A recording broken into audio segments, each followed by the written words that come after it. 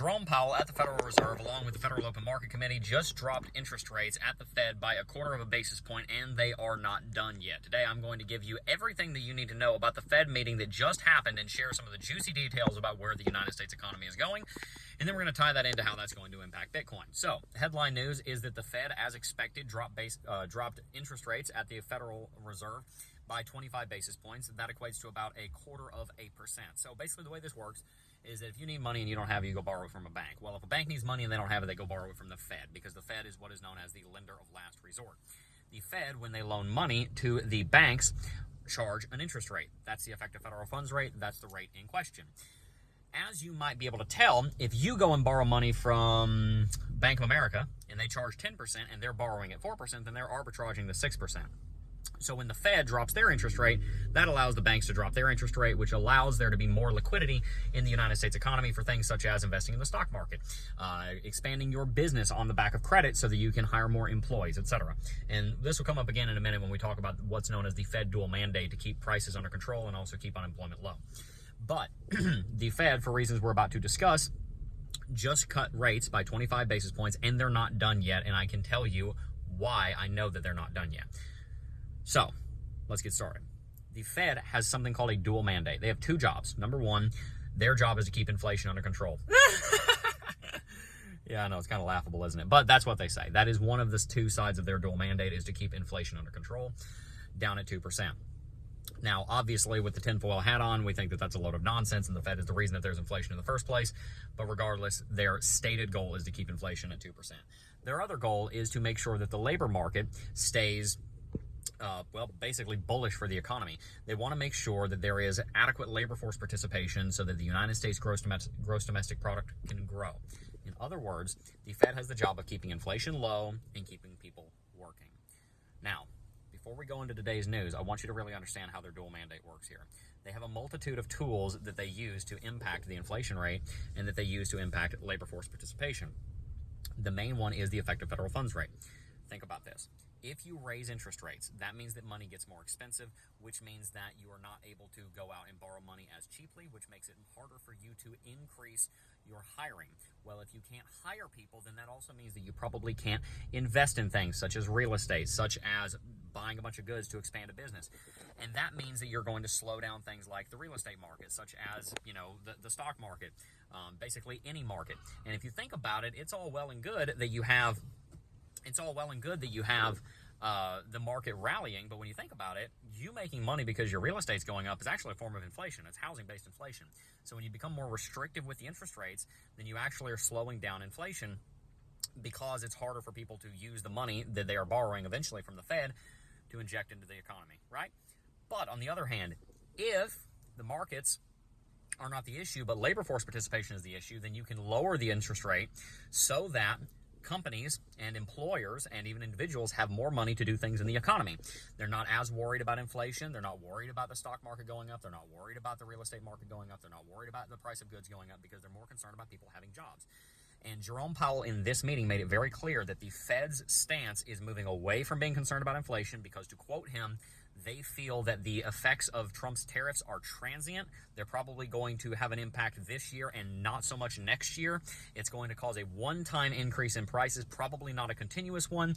And most importantly, the Fed, through Jerome Powell's speech, made it very clear that they are no longer primarily concerned about inflation. They are now primarily concerned about labor force participation, because hiring and firing is slowing down. In other words, there is not as much strength in the labor market, and the inflation rate seems to be coming down.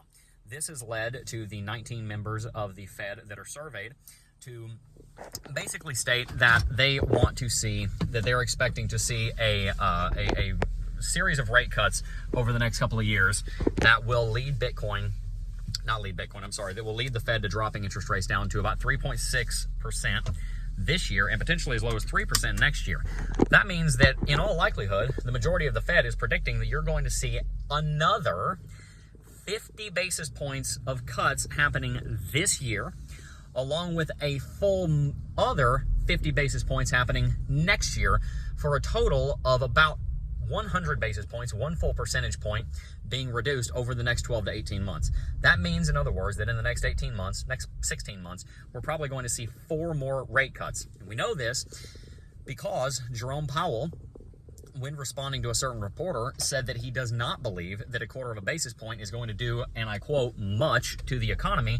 No, he understands that there are going to need to be more rate cuts that will allow the United States economy to shift away from being concerned about inflation, from the policy stance of being very restrictive, which is what we're under right now, moving more in the direction of being a more balanced policy, which would have a lot more to do with lower interest rates, somewhere around maybe 2 to 3%, which would allow for inflation to run just a little bit hotter because it's not as much of a concern as it was, but now it's going to allow the labor market to grow so that different people kind of on the fringes, he kept using this phrase, on the fringes, on the margins, these people that are more vulnerable, more susceptible to economic impacts to be able to succeed.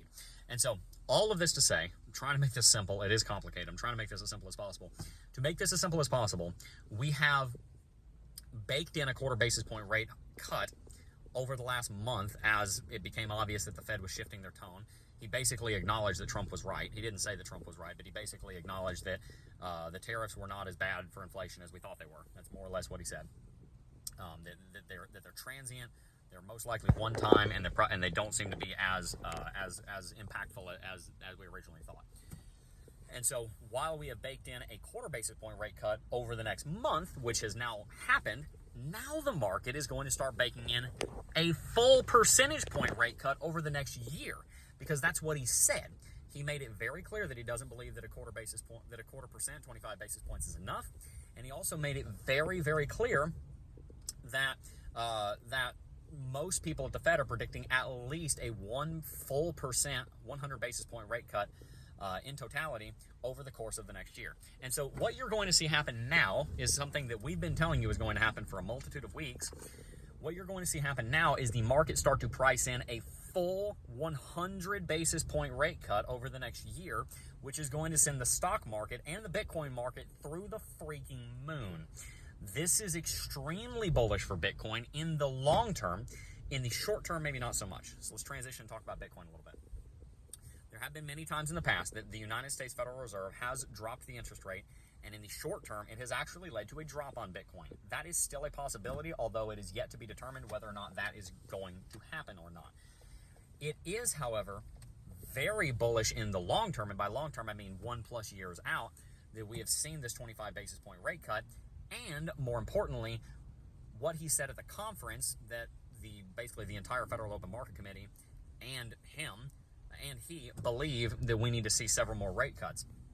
So you're kind of in this situation where historically the rate cut itself has often been followed by a correction in the market. But we also have now the ability to start pricing in 4 more rate cuts. And I personally believe that that's going to be the more impactful development out of today rather than the rate cut itself. The understanding that we're going to have several more rate cuts and that the Fed is very, very open and very clear that they want to move more away from a restrictive policy up here at 4% to a more balanced policy, which typically that would mean more like 2 to 2.5% eventually as they try and get inflation under control. The Fed, in short, is now no longer as worried about inflation. They're still somewhat worried about it, but they're not as worried about it. And they're more worried about the labor market and the way that the Fed uses their tools to fix the labor market when they're not worried about the inflation rate is to lower the interest rate, to inject liquidity into the economy with the full expectation that things like stocks, home prices, and even risk-on markets like Bitcoin will rally. This all backs up our analysis that we would see a $118,000 Bitcoin by midnight tonight. We didn't see that yet, and we might over the course of the rest of this day. Yesterday, we saw Bitcoin, maybe it was Monday, we saw Bitcoin hit 117,004, so we almost hit that. We'll see. We got very close on that call. We'll see. And then we also have a call by October 15th. We'll see Bitcoin at $130,000. That's now the one to be determined. Are we going to see that or not? It really comes all down to how Bitcoin is going to respond to this. If you want to hear more, make sure to tune in. We got a lot more content coming. Invest in Bitcoin. And I'll see you in the next video.